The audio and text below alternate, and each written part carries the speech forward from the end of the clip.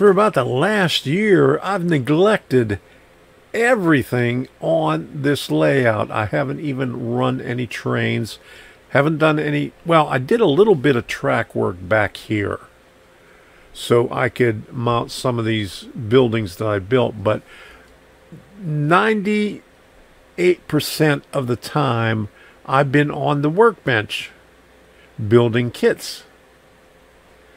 And I just finished the Cigar Corner, which had 5 buildings in it, and I needed a place to put it, and I needed a place to put all these other kits like these up here and the ones that I had. You see this one way back here?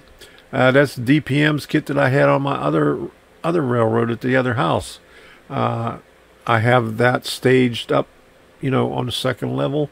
But I'm working on the second level now, and here's what I have planned, or what I have done. This is what I've done so far, not what I have planned. I think I mentioned the plans on the Workbench Wednesday, but it took me a while to figure out where my cork roadbed was because I haven't used it in a long time. I knew where my flex track is, so you'll see what I have to do.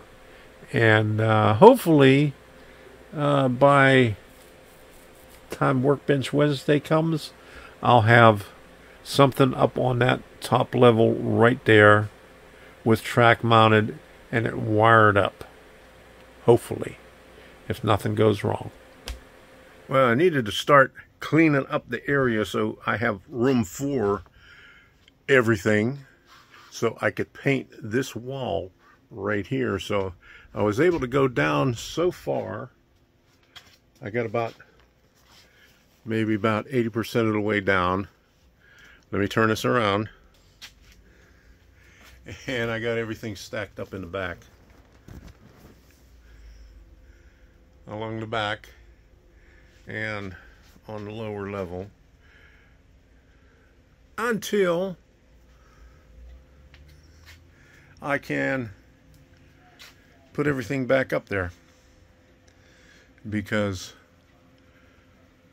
Cigar Corner is going up here and some other things. But here is in downtown garage. Still have to do the detail parts, but I'm going to paint the wall first.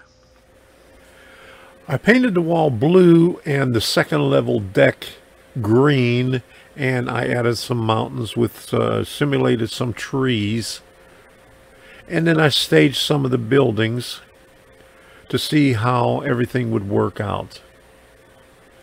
Now comes the good part of the elevated track behind all the buildings. I have an elevated section on the second level at the very back of the buildings.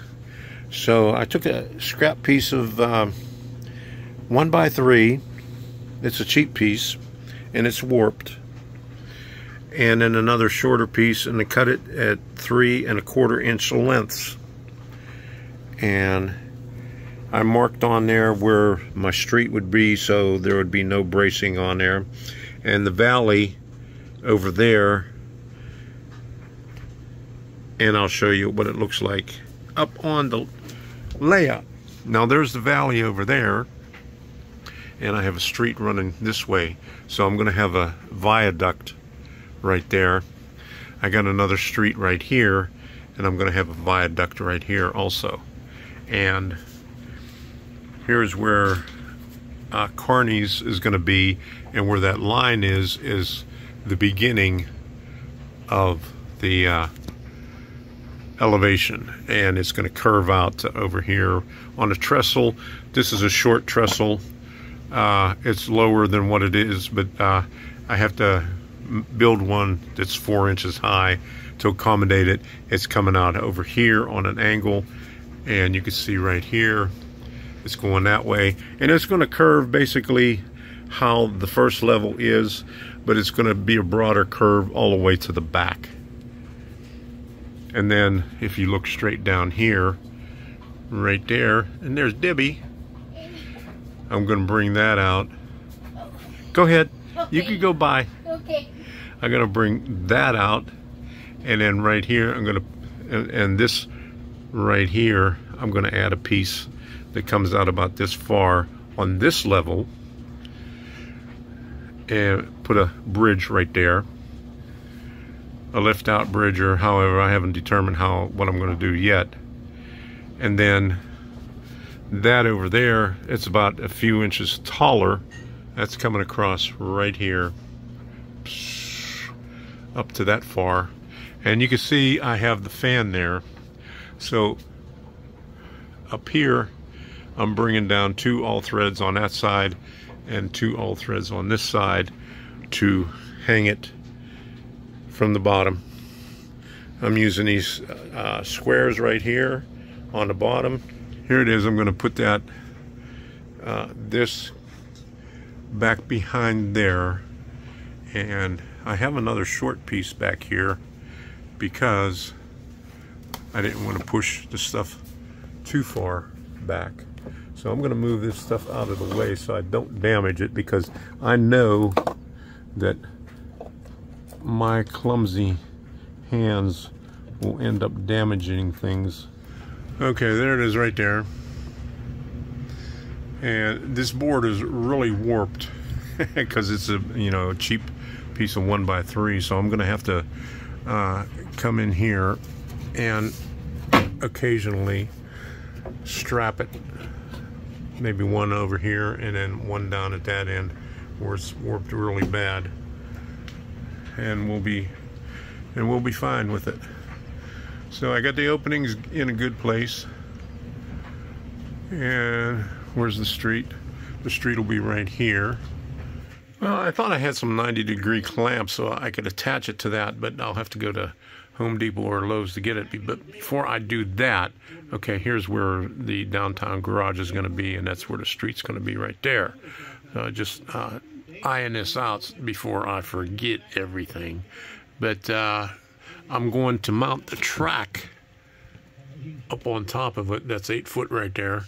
So I'll mount the track up there before I attach that permanently back there.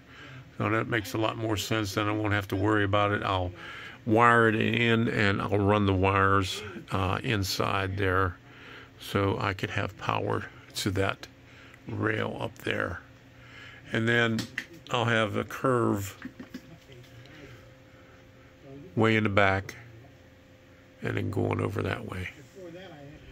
Got everything ready for tomorrow morning.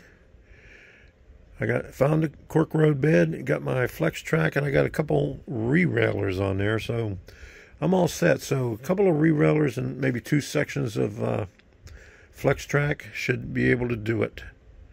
If not, I'll put it. I have some short sections of flex track, scraps that I could add to it, and then that end's going to be curved, and then this end's going to be curved over here. So we're good to go. I'll keep you informed on the adventures of the second level in more videos, and we'll see you on Workbench Wednesday, where I should have a lot more finished.